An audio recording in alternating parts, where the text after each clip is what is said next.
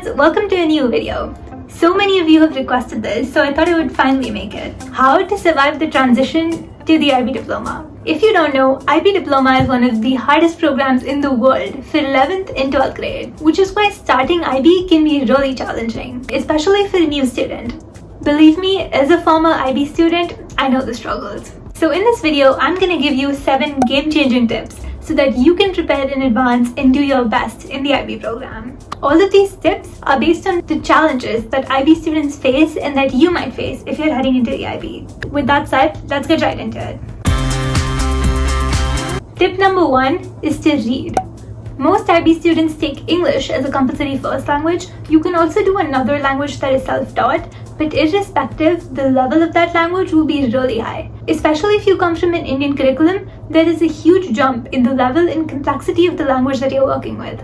In English, you will not only have literary text, but you will also be asked to read, analyze, and interpret unseen material, and you have to be able to write compelling essays on this material. So the best way to prepare yourself for that is to read in the summer before IB. It doesn't matter what you're reading, whether that's fiction or non-fiction, just read what you enjoy. I'll put some fantastic suggestions on the screen here so you can get started. This is truly the best way to build good vocabulary, grammar, and reading speed. For me, this wasn't really a problem, but if you're not into reading, you should build a reading habit as soon as possible. My second tip is to journal or write, and I'll tell you why. In the IB, you'll be writing essays not only in English, but also in theory of knowledge, which is a philosophy course. And if you do subjects like psychology or ESS or another social science, and you have your 4,000 word extended essay, that is a lot of writing. So you want to be able to write fast, and you want the ability to put your thoughts on paper as quickly and effectively as possible. So practice writing anything. You can have a journal, you can write about your day, you can write reviews of books on the internet. If you really want to get into a writing habit, maybe you can even blog about it. This is great because it's also a great extracurricular for your college applications. And you're also making your writing public, which can help you get feedback from others and improve. Basically, the goal is to get comfortable putting your thoughts on paper quickly. The third tip is to build critical thinking skills. The IB is not based on rote learning. It requires you to analyze, agree, disagree, present your own opinions, all of that stuff. And the best way to do that is practice. The best way to learn this, in my opinion, is to go to The Guardian or any other good newspaper and read some of their opinion pieces. Once you've done that, think about or write about the kind of things that you agreed with, disagreed with. What do you think are the strengths and weaknesses of your piece? What is your own opinion on the thing that they talked about? This will 1. Make you more knowledgeable about the world in general, because The Guardian has some really compelling articles that are connected to real life. 2. This will help you when it comes to TOK, because a lot of it is analyzing real life situations and how you can present your opinion and thoughts on them.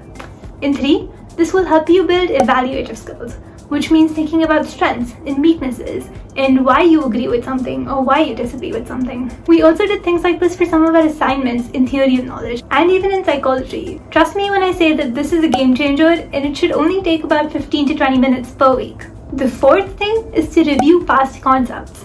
This is specifically for maths and sciences. If you're doing something like Math HL or physics or chemistry at a higher level, let me warn you, the course is extremely intense and you go into a lot of depth on the subject, which means you need to be really clear on your basics. A few weeks before school starts, just bring out your old math and science textbooks and go over some of the foundational concepts. So when it comes to IB, you won't be struggling and trying to catch up by reviewing past concepts. Instead, you can focus on the tons and tons of new material that there is to learn. The fifth is typing speed. Yeah, I know this sounds a little unconventional, but if you come from a local curriculum, you might have never used a computer for schoolwork.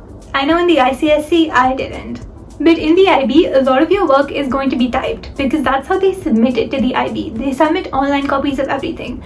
So your TOK essay is typed, your extended essay is typed, all your internal assessments are typed. And of course, your essays and a lot of subjects will be typed. You want to be at least around the average typing speed, which is about 60 words per minute. I would recommend that you go on this website called 10 Fast Fingers and you just do like 10 minutes of practice here and there, maybe once a week, and make sure that you're at least at that average speed.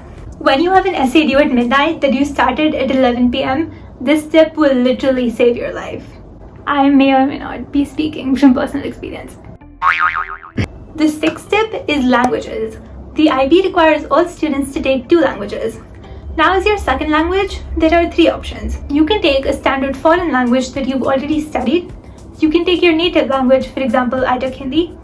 Or third, you can take something called Ab Initio, which is an accelerated course to learn a language from the basics. Let me talk about the 3 options.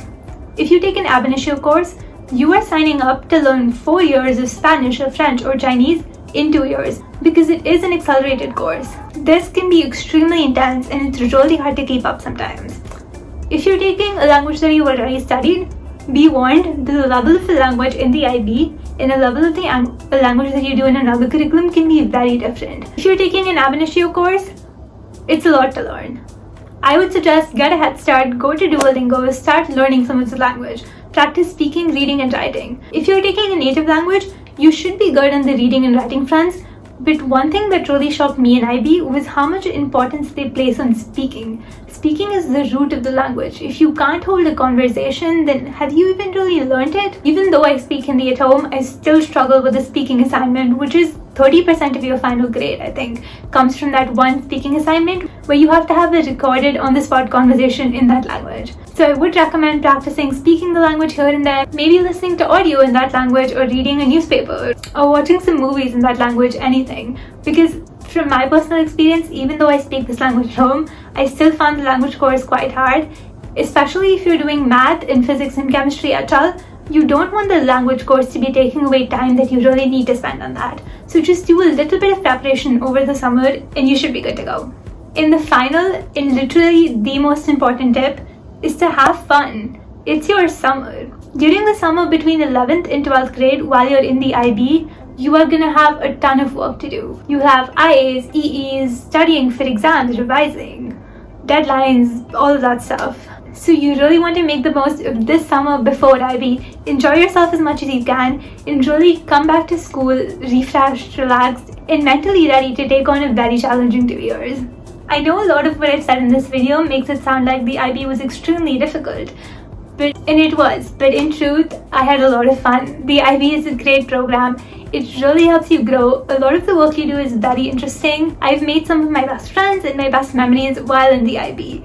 So I hope this video doesn't daunt you too much about starting the IB. This is just some preparation that you can do before. You should definitely be excited to start this program and just be aware of the privilege that you have because so few people in the world get to actually do this program. If you're an incoming IB student, good luck on your journey. Comment any questions you have about the IB below. I think my results come out on like July 6th, so I will tell you all and probably film a reaction video then. I guess until then you should just take my advice with a grain of salt because I haven't got my score. I was predicted a 45 out of 45 though. Anyways, I'm gonna stop rambling now. If you enjoyed this video, please give it a big thumbs up. Subscribe if you haven't already. We make videos about Ivy League applications, lifestyle vlogs, etc. And you can check out my email newsletter in the description for some exclusive content. And I will see you soon.